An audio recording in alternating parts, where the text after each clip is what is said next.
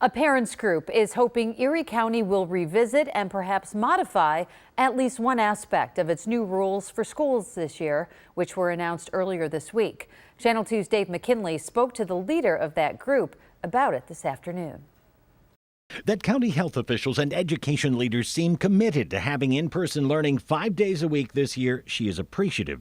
Absolutely. But when it comes to one of the myriad of mandates issued earlier this week, It's overly restrictive. she is talking about the quarantine rule. It says that in the event that someone in a classroom or on a school bus develops COVID, then any unvaccinated students, and that would be any child under 12 these days, who was within 3 feet, or any unvaccinated teachers within 6 feet of the person who tested positive, even for 15 minutes, even if everyone was wearing a mask, has to go home and quarantine for 10 days. And if there are 2 cases within 10 days, then any unvaccinated individual, regardless of whether they were in close contact or not, is dismissed for the same amount of time. Even the California Department of Health is doing something called a modified quarantine policy, whereby if all the children are masked, then no one actually needs to stay home from school as long as they test 2 times over the 10 days and the schools provide the tests and they continue to be masked.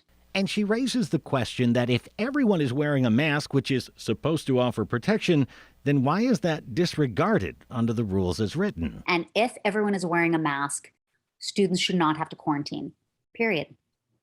That's exactly right. There has to be some benefit to masking, which is not going home and not being quarantined. If there is no benefit to masking, what are we doing masking? We wanted to ask those and other questions to Erie County Health Commissioner Dr. Gail Burstein, but we're told she was not available to speak with us today.